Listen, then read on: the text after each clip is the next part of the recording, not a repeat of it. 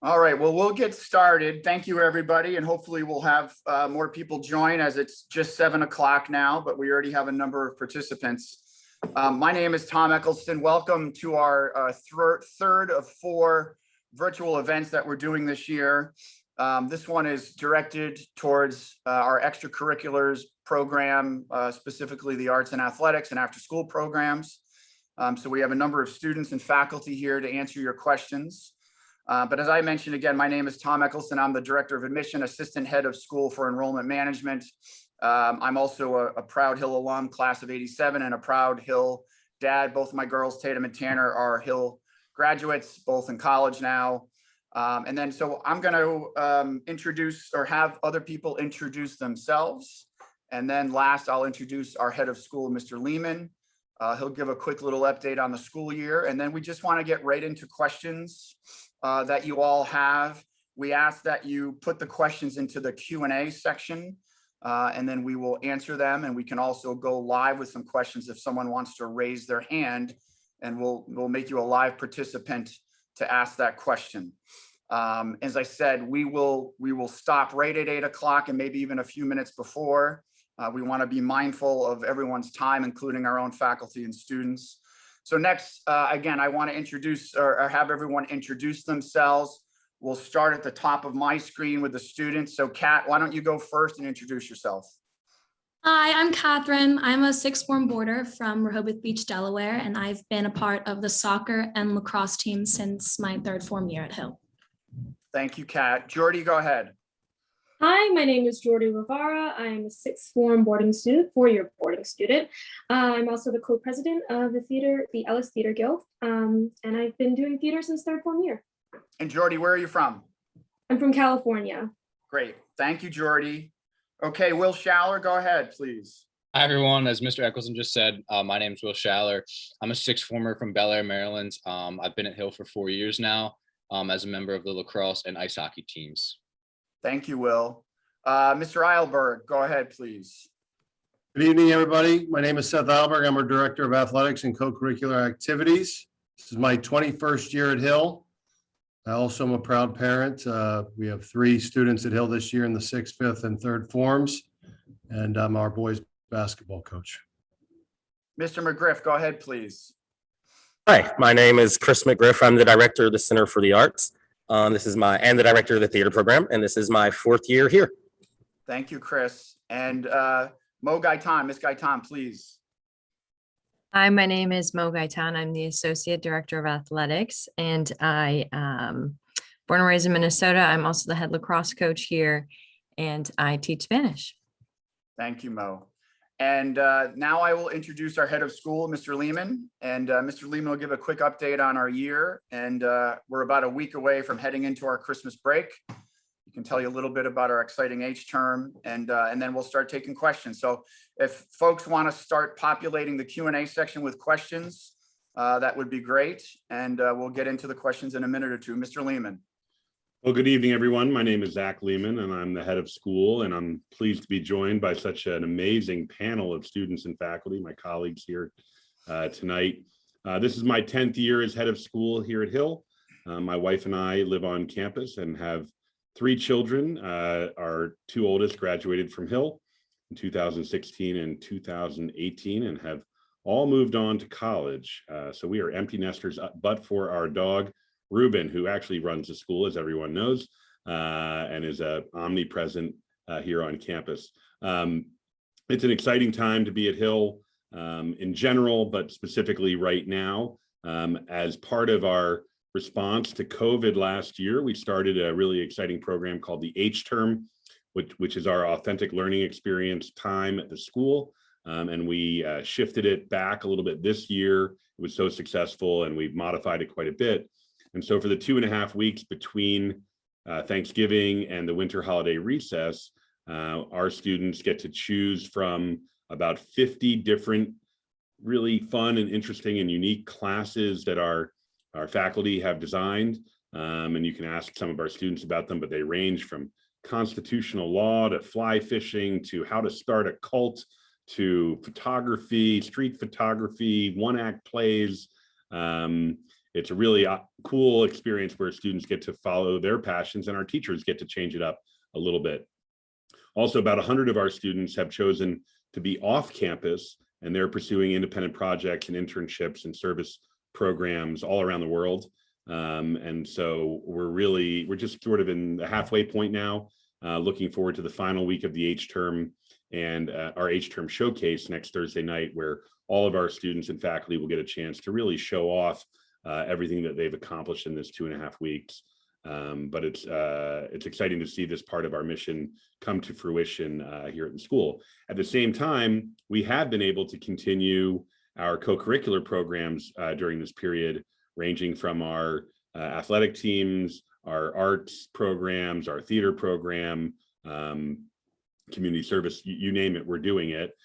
So it's just exceptionally, it's really an exceptional time here at the school. We are all, of course, looking forward to a little bit of a break at the holidays, and we'll come back to our more traditional academic program after the holidays and continue with our winter term and our winter athletic program and co-curriculars. So tonight is really about co-curriculars and the arts. We certainly can take some other kinds of questions, but our panel is selected exactly for the reason we have student athletes, we have artists, we have musicians, we have director of our theater program, our coaches, our athletics directors as well. So hopefully we can answer some of those questions. And I know many of you have been on for earlier webcasts where we've talked about a wider range of school activities, but thanks for joining us tonight. I'll be taking the questions and circulating them to our panel here.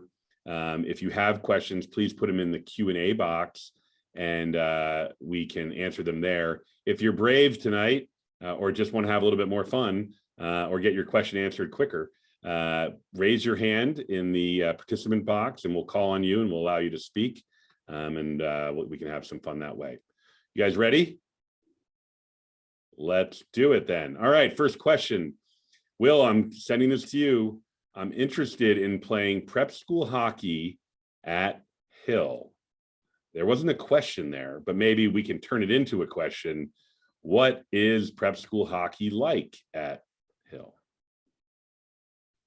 Awesome. I love the question right off the bat about hockey. Prep school hockey is an extremely competitive environment across the board. We're lucky here at Hill to have a new coach this year, Coach Sean O'Brien, who's come to us from Harvard. Obviously very well connected in the hockey world. This year we have been able so far to play a variety of teams from New England area and also from local independent schools. So we've really ramped up our schedule. There was a game last night. Here we go. Game last night. There was a game last night. Yep. What happened in that game, Will? We won. We beat our rival Lawrenceville. That's right. I forgot about that. No small feat there, but I guess there's a followed up question there. So I would start, your process. Just keep sharing your, Sure. your experience with hockey and what the team's like and how, their travel, that sort of thing. Sure. We do all our travel as a team. Coach O'Brien is, he's very emphatic on making sure that we run our program like a college hockey team. In terms of, our travel, our gameplay, our practices, our lifts, on and off the ice. I think at Hill, we play a really important role as, an anchor team on campus in terms of on and off the ice, being, outstanding people, being good students in the classroom, going to other athletic events, and truly encapsulating that Hill spirit that we all care so much about, and that has brought us so much joy and so many memories and so many of our best friends. And I don't know if at the end, if there'll be a chance to, maybe I can type in my email there. If you wanted to reach out and ask any more individual questions, I'd be happy to give you my information as well. Great. And for what it's worth, for students on the call here, we also have a comparable women's or girls program here at the Hill, plays an elite schedule and has a JV program as well. All right, we have our first hands up. You guys ready for some hands up? Here we go. Matthew, are you there? Oh yeah, sorry. That's actually my dad's name, but my name is Marin, and I was wondering, this is not related to sports, but more of like dorm life and stuff. So on weekends, are students allowed to go off campus and stuff if they wanted to like go out to dinner with friends or something? All right, Kat, you're on the weekend question, dinners with friends. Awesome. Hello, I'm Kat again, if you forgot. Weekends at Hill are actually one of my favorite parts about Hill. We have several like off-campus trips that'll take us to the KOP Mall or to local diners for breakfast. You can also put in requests. So if there's a certain place that you want to go with a group of people, or you think there's a new movie coming out that people would love to see, you get to submit any ideas you'd like to our Student Life Association. And most frequently they do get submitted. So you can kind of make of it what you'd like, and you're allowed to leave campus. If you have a friend that lives locally, their mom can come pick you up and take you out. We also offer transportation that takes you out. So personally, I always loved going on the KOP trips, because if you need an outfit for school or you want to get your favorite food, the mall pretty much has everything that you need. So lots of opportunities on the weekends on campus, but also you have the ability to escape for a little bit if you'd like. Awesome. Thanks for your question. All right, we're going to the next hand up. Tiffany, are you there? Hi, yeah. What is your favorite thing about being an athlete at Hill and why? All right. Will, favorite thing about being an athlete at Hill and why? Besides beating Elville, obviously, I think my favorite thing about being an athlete at Hill is the memories and the friends that I have made. Obviously, that's an important and an outstanding aspect of being an athlete on any team anywhere, but at Hill even more so, because you're talking about people that are not only your teammates, but they're your classmates, your roommate, people you see on the daily basis, and you really get to create everlasting relationships with those people. And being at a boarding school, like I said, where you're around them constantly, and you work through conflict and you see failures and success with them, you're really able to make some of the best relationships. So that's one of my favorite, if not my most favorite part of being an athlete at Hill. All right, thanks, Will. Thanks for the question, Tiffany. All right, we have another hand up. We're going to Melissa. Melissa, are you there? Hi, this isn't Melissa, that's my mom. This is Lauren Ayers. Really have a question about the dance program. I'm sorry, about the arts program. Are there recitals, and how do you showcase all the hard work that you put in practices and through dance? Perfect. So you have Jordy here, who is going to answer your question about dance. As you can tell, she was pretty excited that she got a question about dance. So well, Jordy, unmute and Hello. Aaron in. Hi, I'm Jordy. I love dance. It's like one of my favorite things at Hill. It was actually started when I came here in my third form year. With the dance class, we have two different classes. We have the advanced dance fundamentals for people that have taken dance and want to continue it at Hill. And then we also have an intro to dance for beginners, where you learn ballet or jazz, however, whatever we are learning that year, but we usually learn ballet. And then we have a dance recital every term. So we just finished our fall term and had a really great dance recital. We had, I think, 14 different dances. There could be solos that you could perform on your own, or duets, however you want to dance, you can dance and you can do it there. It's awesome. Mr. McGriff is on the stage, and that's where we do our dance recitals. But yeah, specifically dance is with Miss Laura Cobbs, or LC as we call her. And yeah, it's super awesome. You can dance if you want to? Yes. You can leave your friends behind? No, you gotta. No, that's a song lyric. It's probably before your time, Jordy. Mr. McGriff, can you help us out a little bit here with other types of performances and recitals in the performing arts? Yes, we have a very expansive arts program, and we're just very blessed that the Hill really supports the arts. So it's everything from our dance program and our theater productions, but we also have 2 a cappella vocal groups, a chamber choir, and a chorus class. Then we have an award-winning jazz band and an orchestra, all of which put on some kind of performance or concert once per term. So 3 times a year, you've got an orchestra and a jazz concert and a dance concert and a theater production and a vocal concert. So you have plenty of opportunities to be involved, as well as several student-led clubs that also focus in those areas. So it's very expansive. If you want to do it, you can. And high school is just a great time in your life to try something new and try some arts out. And Kat, could you just talk a little bit about how the general student body responds to performing arts and attending performances and that sort of thing? Jordy had touched on the fall performance recital, and I did go, and almost the whole CFTA was packed. It's so much fun because you have a lot of friends that do dance, and it's not like they have sports games every week where you can go and watch them perform what they work on, and it's just always a blast to go and watch. And you all go and you cheer, and there's ballet and there's jazz and there's hip hop, and you get to see a different side of people you sit next to in class or sit next to at lunch or live in the dorm with. So I know people really truly enjoy going to those performances and sitting and engaging in that lively atmosphere. I do, for sure. And I think we had 5 musical performances for our musical.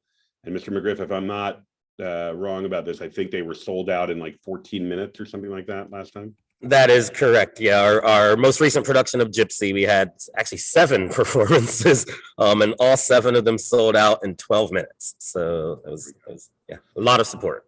All right. Well, I think that was a pretty long answer to a direct question. Thanks for the great question, though. All right, we are going to go to our next hand up. This is fun. We've got a lot of hands up. All right, here we go. Matthew, are you there?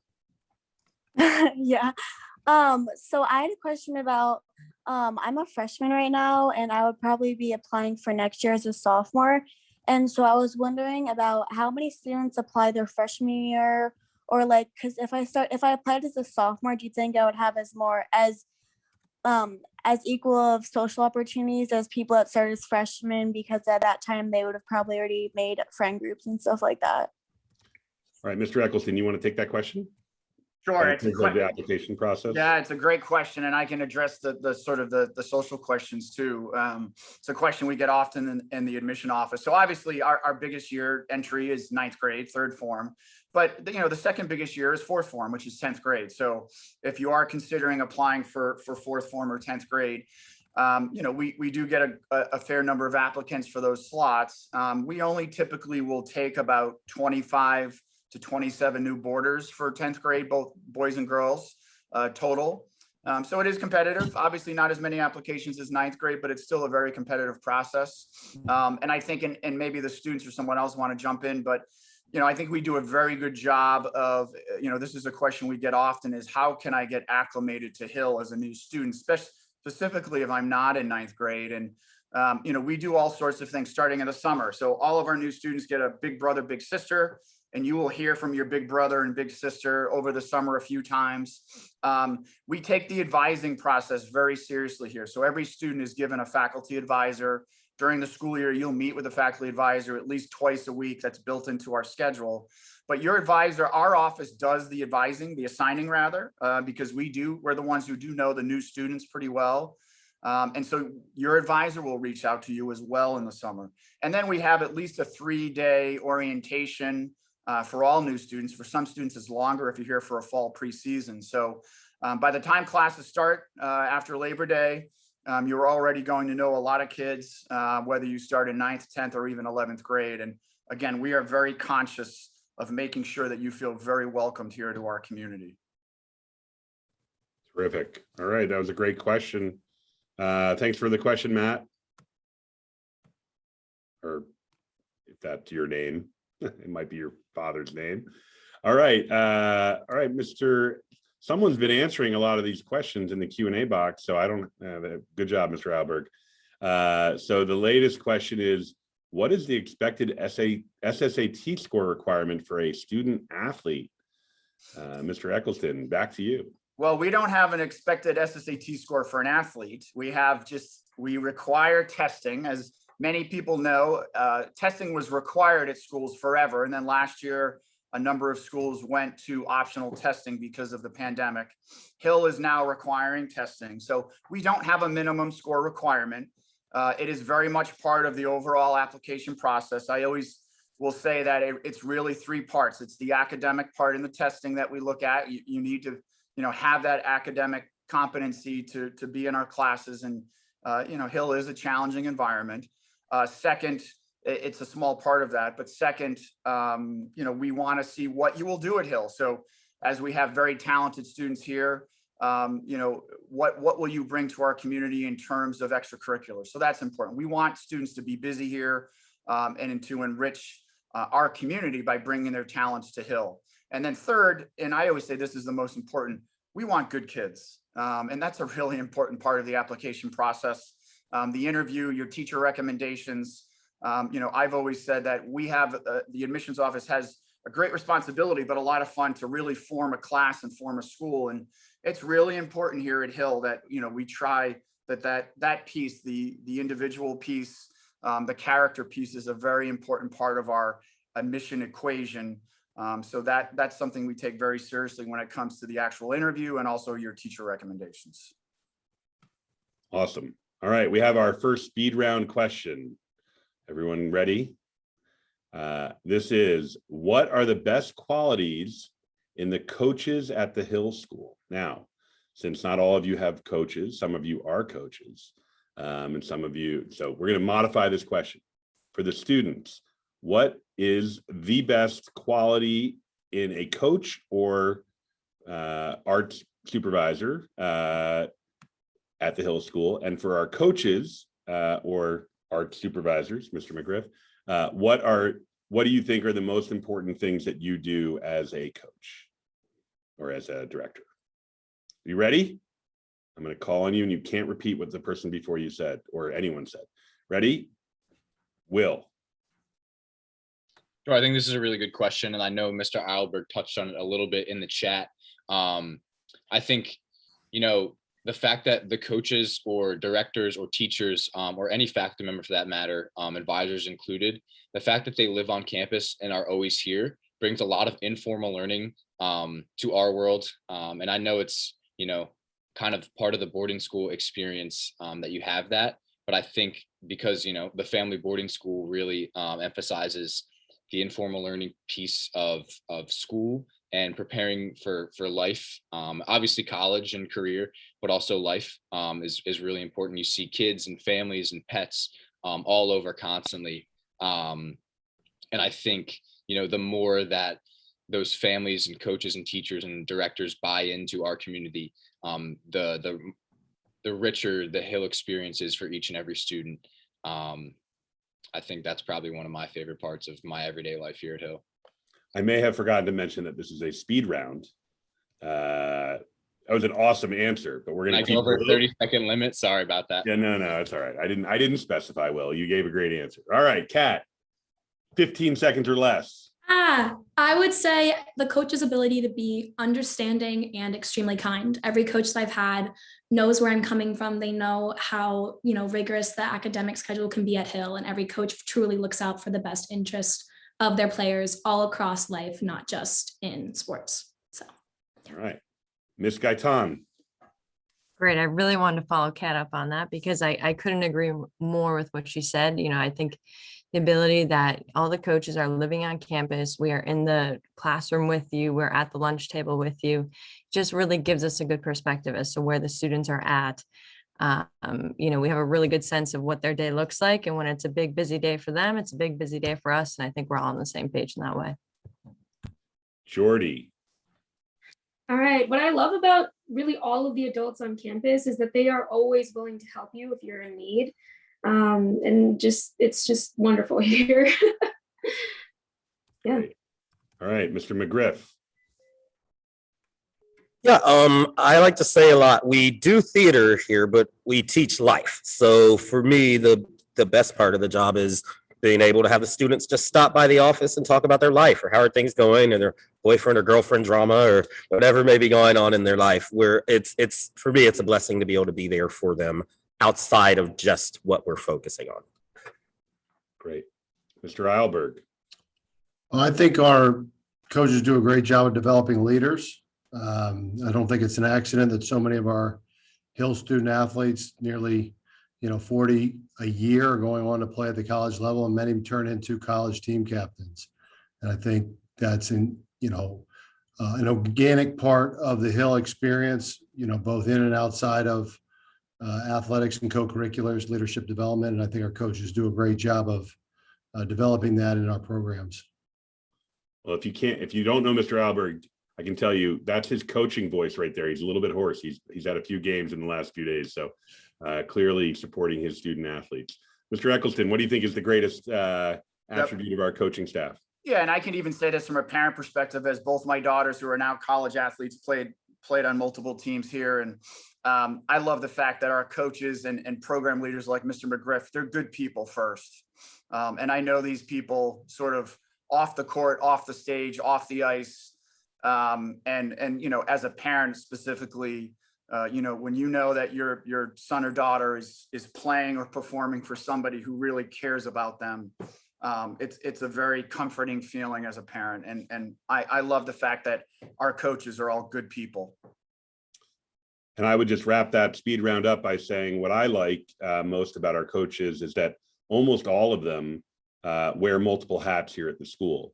They have other jobs at the school, often as classroom teachers, college counselors, admissions officers, dorm parents, coaching other sports, and so they know our students in so many different aspects of their school experience, whether it's their seated lunch table head or their dorm parent. It's not just the relationship on the court or on the field or on the ice or in the theater. And that gives us a comprehensive approach to all aspects of a student's life. All right, great question. Good speed round, everybody. All right, here we go. Amanda, you have your hand up. I'm not sure if this is actually Amanda or Amanda is your mother's name. Is this Amanda or Amanda's child? This is Amanda. All right, Amanda, where are you? Wait, hold on. Where are you from? I'm from Cranberry, New Jersey. Cranberry, New Jersey. And what grade are you in right now? I'm in 8th grade. And are you an athlete or an artist or both? Athlete. Okay. What is your sport? Soccer. Soccer. All right. Amanda, ask away. Just like what kind of is the girls soccer program like at Hill? Girls soccer program. All right. Ms. Gaitan, you want to take that one? Oh, Yeah, no, sure. sorry. Kat Moore, right there. Captain of our soccer team. What am I doing? Sorry, I Kat. agree, Kat. Take it away. Okay. Hi. So I've been a member of the girls soccer program since my 3rd form year. However, my first year I was on junior varsity because I was still trying to get a feel for the sport. I had lots of fun. My sophomore year, I was invited to preseason. So preseason for soccer, any sport, you come back about a week before actual school starts, get to know the team, build some team chemistry, do some training, a little bit of running. It's a blast because you get to be close with your team before you have to add in academics and all your other responsibilities on top of it. But I love the program. I love the coaches. It's really grown so much since my 3rd form year. We were trying to get girls to just come and at least try it out. And this year we had almost double what we needed to fill the field. So it really has been awesome to watch our program grow. And it's been the place where I really have met some of my best friends. Soccer is not my, I'm not the most gifted at soccer, but I have a blast playing it. And I've made some of my best friends who I wouldn't have met if I hadn't done the team. So the program's awesome and it's only growing and going up. So especially as an 8th grader, you should be excited you're coming into a program that's been building on itself for 4 years and will continue to build. I think we had 17 3rd and 4th formers on the team this year, some huge numbers. So yes, great opportunity for young players to keep building that program. Thanks, Kat. Okay, Amanda, thanks for a good question. Oh, Thank you. You're welcome. All right, Miss Gaitan just came back. She must have, her cat Oliver must have hit the end button for her. All right. Ashley wants to know, could you please introduce our visual art program? Jordy, you want to start with that, and then Mr. McGriff fill in the holes there? Sure, I love the question. Actually, my roommate Arwen is in the visual arts program. Sorry, they usually paint, but there's also a woodworking class as well, and they have quite a few different classes for the visual arts, and they're all really fun. They're all head by Miss Nelson, right? Am I right? Yes. But yeah, they're all really fun. Great. Mr. McGriff, you want to add to that a little bit? Yeah, it's again, the word I keep using tonight is expansive, but it covers everything from drawing and painting to digital art. We actually have a pottery studio. We have one of the oldest woodworking shops in the country, which is a great historic piece of history here at the Hill. So and then once a year, we have a student art exhibit in our Boyer Gallery as well, where our students' art is put on display, and that's really celebrated as well. So our visual arts program is just as thorough as the rest of our other arts programs. Terrific. All right, well, we have a couple of questions in the Q&A box about playing multiple sports and also juggling sports with other activities like clubs and the arts. So Will, I'm gonna ask you first, since you're currently playing one of your two big sports here at the Hill. How do you juggle multiple sports? Is that common here at the Hill? And how are you able to balance that with the other things you want to do at Hill, which are, a number of different things? Sure. So Mr. Alberg thought out this answer and typed it into the chat a little bit. And there's a little bit more about kind of how many sports the average student athlete competes in. But I do compete in two sports here, winter and spring seasons. Most of the time your off season is, you have the option to play 3 sports. Some students do, some don't. It's completely up to you. We have a full-time strength conditioning program that you are able to enroll in your off season if you'd like, or you can explore a different sport. The opportunity and the choice is in your hands. I think coming to a boarding school really allows you to prosper in 2 sports, while at the same time, it gives you, a plethora of opportunities to really delve deep into one or the other, or, a third, whatever it may be. Maybe it's a new sport that you haven't even found your talent in yet. And whether that's, just learning more about it, having fun, making friends, or going on and playing at the college level, whatever your goals may be, it differs for everyone. But, it's nice because there's a hard stop to each season for the most part. And whether we go on, it's concluded by a break, or it rolls over into the next term. It really, when the winter term ends in February, we come back and it's full swing of things in lacrosse season. And obviously, for the most part, you just change shoes, right? You just change your footwear. Exactly. Yep. Go into the locker room, put on a different jersey, come back out, and you're ready to go. And the weather's a little warmer, so. Mr. McGriff, can you talk a little bit about balancing arts and athletics and how our students do that, both during the academic day and after school? Yeah, kind of harking on what Will was saying. Our school year is split into 3 terms here. So each term, we have a theater or production offered each term. We have music offerings each term. So you can really choose to do, we do have several students that do, you may be in the fall musical and then playing hockey in the winter. And then you may want to do the yearbook or debate in the spring, so you really do have a chance to spread your year out. And that's just the co-curriculars. There are several classroom offerings as well. So for instance, a lot of our athletes who may be doing a sport in the afternoon are part of the orchestra, which is a class which is offered during the day. And so they still get to do the recital. And oftentimes it's great to see they'll rush from practice and take off all their gear and then put on their nice suit and grab their violin, and now they're playing in the orchestra. So it really is great to see the diversity that our students really can be involved with. One of my favorite memories at Hill always is when those parents' weekend games go into overtime, and we sometimes have to bring in an athlete still in their uniform to play in the orchestra performance, covered in mud next to people wearing coat and tie. That's always a visual representation of how our students can juggle a lot of different things here at the Hill. And as Mr. McGriff said, we offer a lot of arts classes, which aren't ensembles. You know, you can do visual arts during the day, you can do dance during the day. I teach a class in filmmaking, so students can take that class. And, you know, we have photography, digital photography, and a variety of different arts as well. So we can do it all here. Okay. There's sort of an opposite end of that question, which I'm going to send to you, Mr. Alberg. I've seen asked a couple different ways, is about students who are passionate about only one sport and want to do that on a year-round basis. So can you talk a little bit about how we address that sort of sports specialization and kids who want to go really deep in one area? Sure.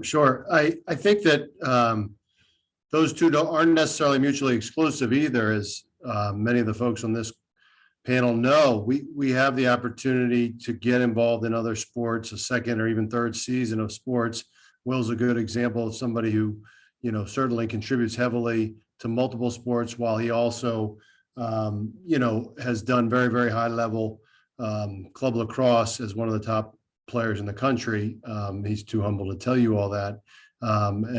And so what we say instead of specialization is that our athletic program is committed to supporting your pursuit of excellence in your greatest, you know, areas of greatest talent and passion. And that would go the same for the arts, where some of our upper form artists who have, you know, presented that kind of skill and interest can get an exemption to do 3 seasons of afternoon arts or theater, so that they can pursue that at the highest and deepest possible level.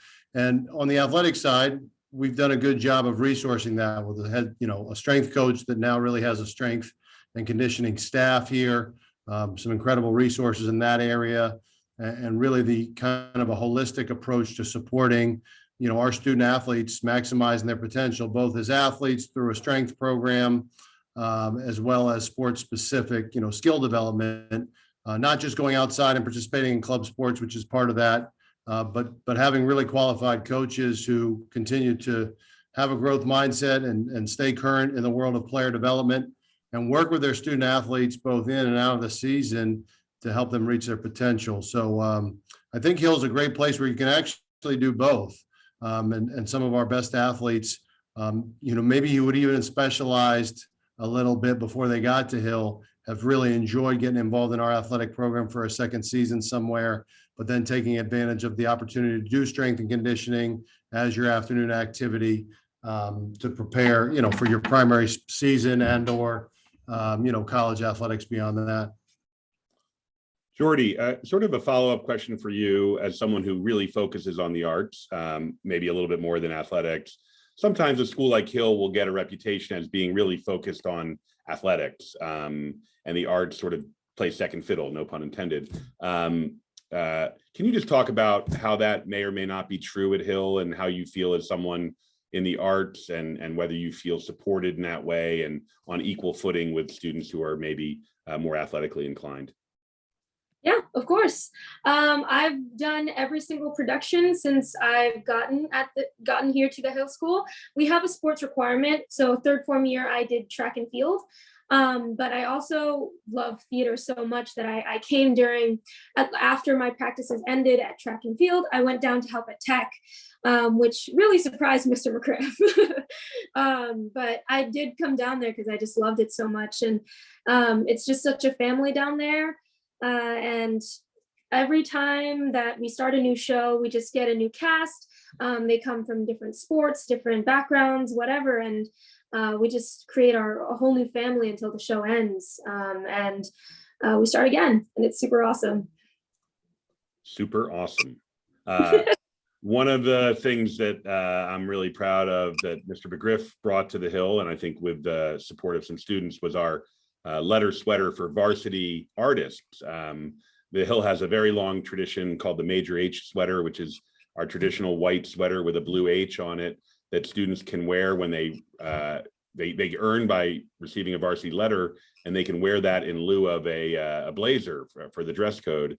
And 4 years ago, we instituted the same for what we consider our varsity performing artists, who can, by being in a certain number of productions at a high level, can earn a blue and white Major H sweater. And wear that in lieu of a blazer. So it's great to see our students in both the arts and athletics wearing those and representing their groups as well. All right, here we go. Where does study hall take place? Nothing to do with athletics, but Kat, let's talk about study hall. As a third former, your study hall will take place in your dorm room with your room open. You will be sitting at your desk, getting to work. If you have extra help during the hours of study hall, you're more than welcome to go meet with the teacher one-on-one, or if they're having open hours, you can go and meet them. As for fourth, fifth, and sixth formers, you can go to the library. There's different levels in the library depending on what kind of work you need to get done. So the first floor, if you have a group project, is like a great place to go. For me, my favorite floor is to go up to the second floor, and that's our McNally room, which is, you could hear a needle drop there. And I like to go there for exam week. Super quiet, super zen place to study during your study hall. But you can kind of make out of your study hall what you'd like. Third form year, we kind of try to instill that routine to sit at your desk and do your work and get what you need to have done, rather than going out and being tempted by socializing. But as you get older and those habits are more engraved in your head, you have more options and availability to go and do different things during the hours of study hall. Great. Well, we just had a follow-up question on the letter sweater, which I like, and I'm not sure we have an answer to this. Can I get a letter sweater in sports and arts? Mr. Albert just wrote back, yes. Yeah. Do we have someone? Do we know someone that has done that? Mr. Well, Rivera, you know somebody?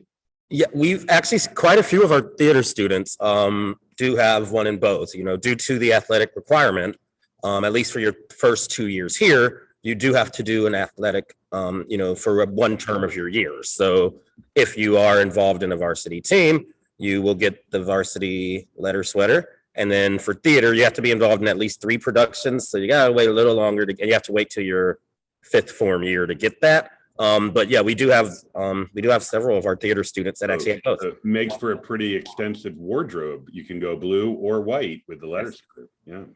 Maybe it actually gives you time to wash one. We have one student that jokes about splitting them in half and they want to sew it together and make a half and half, which, so.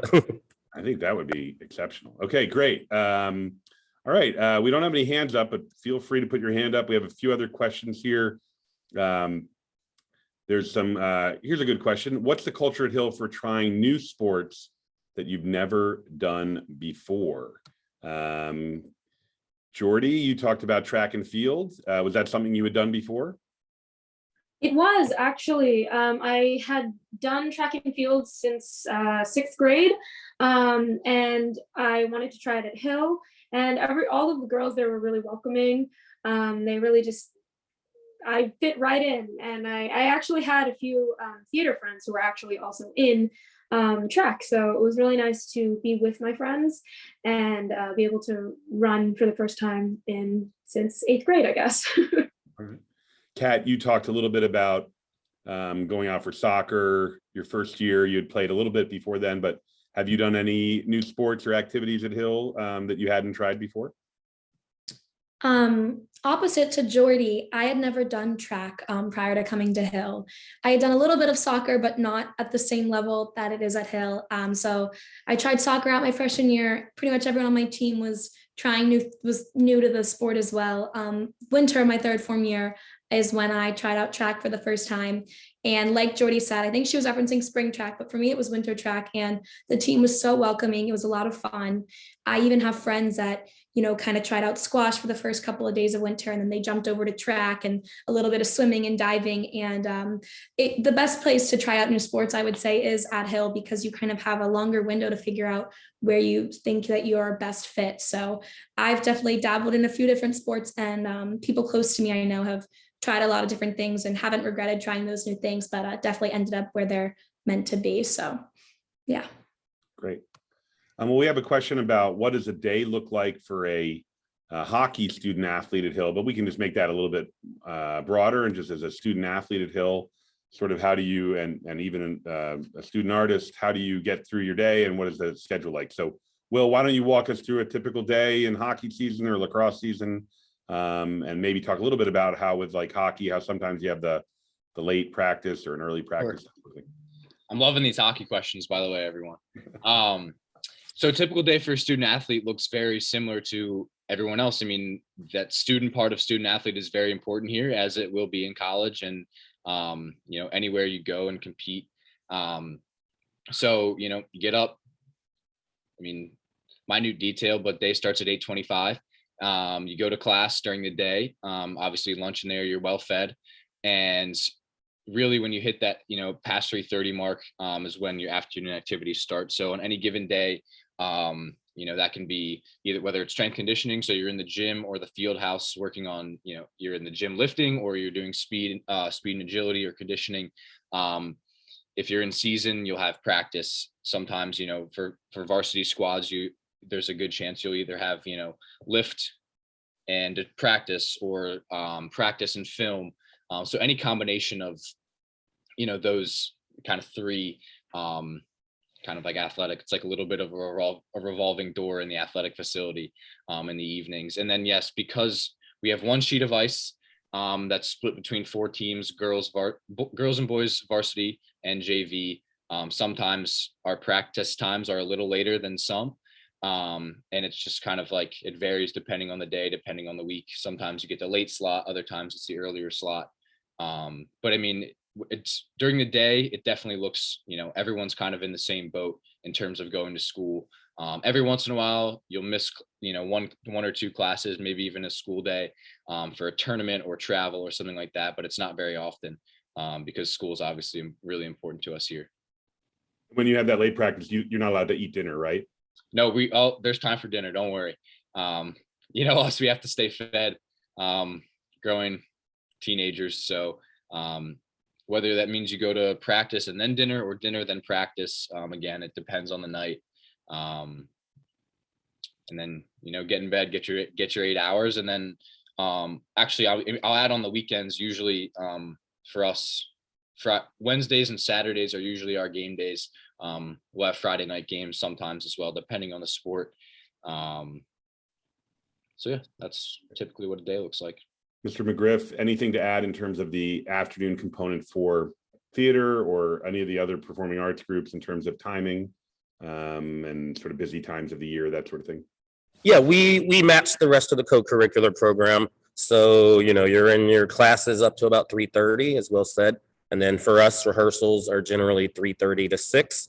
On longer days where our athletic teams have their games, we have longer rehearsals. And then for our big musicals, we have Saturday rehearsals. So it really is, you know, that varsity letter sweater, you earn it. Our theater program puts in just as much time as our athletes do. And it is a very athletic. We start each rehearsal off with a warm-up. And on Fridays are Mr. McGriff warm-ups, which are quite notorious for being rather vigorous. So yeah. Jordy's laughing. She's struggling with that. All right. We have a question for you, Mr. Eccleston. It's just about financial aid and scholarships. And can you just talk a little bit about how financial aid and scholarships work at Hill, and how is that impacted by sports, and are there work study and that sort of thing? Yeah, no, Hill is blessed with a robust financial aid program. Like most boarding schools, all of our financial aid is need-based. So we do not give any arts or athletic scholarships. And that's the case with most boarding schools, but definitely the case at Hill. So there is a financial aid process. The financial aid deadline is January 15th. So if you are in the middle of the admission application process and financial aid process, that's just a good reminder of when the deadline is. And then if you are accepted on March 10th, which is the notification date, that's a big day in the boarding school world, and you are applying for financial aid, you will then learn of your financial aid decision as well from the financial aid committee. So, and again, we're blessed to have about an $8 million budget at Hill for financial aid. And, you know, we want to attract the best students around the world at Hill, you know, despite no matter what their financial background is. Terrific. Mr. Alberg, I know you've answered a couple of these questions in the Q&A box, but could you just talk a little bit more about our strength and conditioning program and how that works and who's eligible to participate in that? Sure. Well, really, everybody's kind of eligible to participate in, you know, the resources and the facilities that we have here. We have a program called Team Builder that Coach Notebart, Steve Notebart's our head strength and conditioning coach and assistant director of athletics for sports performance. Coach Notebart was a head Division I strength coach before coming to Hill 7 years ago. And it's just a tremendous resource for our student athletes and coaches. And we use this team builder program basically to enroll any student who's interested. Many are enrolled through their teams, but individuals who have different fitness goals they want to, pursue independently can meet with Coach Notebart and get, basically workout programs that come through this app. And, it's as simple as looking on your phone and seeing what today, is planned for you, along with, plenty of educational opportunities down there to learn about different ways to train. We've tried to be really, diversify, the different, modalities that our student athletes can develop in our general student body. We have a spin class offered for the community twice a week, as well as a spin and bark, class for an afternoon, offering each of the 3 terms. We have a yoga instructor who's a professional yoga instructor in the area, who comes in, works with our kids who are in the strength and conditioning program twice a week as part of that offering, but also offers a general class twice a week that anybody can attend. As Mr. Lehman knows, Mrs. Lehman is the most well-attended. She is the best attendee of community yoga. And so people, in the community, our faculty, our staff, our students take great advantage of those opportunities for free fitness classes right here on campus. We have 15 spin bikes now, a dance studio that doubles as both a yoga studio and a bar studio. And there's just lots of opportunities to pursue your fitness goals, whether that's team related or individual. Great. Well, this has been terrific. We've gotten a lot of good questions that have covered the full range of our afternoon program here, as well as some things during the day as well. So with that, I'm going to turn it back over to Mr. Eccleston to just talk about the process from here. We do have one more of these panels coming up in a week or two, and we'll Mr. Eccleston will let you know about that. I'm grateful for everyone for being here tonight. A big round of applause, virtual, for our panel. We're going to have to go rescue Miss Gaitan. She seems to have fallen off the Zoom cliff, but we'll find her. She's okay, I'm sure. And but seriously, thanks to our students and faculty members for joining us here today. And with that, I'll turn it back over to Mr. Eccleston. Yes, thank you, Mr. Lehman. That was great. And again, thank you to the panelists, the students and the faculty were terrific. We're just going to wrap up now because, again, I want to be mindful of everyone's time. Very quickly, a reminder of the process. Our application deadline is January 31st. So it's getting sooner, it's approaching each day here. So we're getting closer and closer. We have one more week of interview slots before we go on Christmas break next Friday. And then we come back and we'll start up again on January 5th, right up, and we'll interview till January 31st. So there are not many slots left. If you are on this call and have not signed up for an interview, please do so. We are doing on-campus interviews. We do have safety protocols to do that. But also we have Zoom interviews, which you can do all day and even at night during the evening. So sign up for your interview if you've not done that. And again, reminder, January 31st for the application, January 15th for the financial aid deadline. And as I mentioned, the notification date is March 10th, which is a big day. And that's the day then we will notify you of the admissions decision. Mr. Lehman mentioned we do have one more of these. It is January 13th. It will just be with the admissions officers to answer last minute admission questions. We'll have some students with us as well, just to talk about Hill in general and answer, as Mr. Lehman mentioned, any last minute questions you may have about the process. So thank you very much for joining us. Please feel free to reach out to our admission office. And thanks again, everybody, and happy holidays. Have a great night. Thanks, everybody. Bye. Go Hill.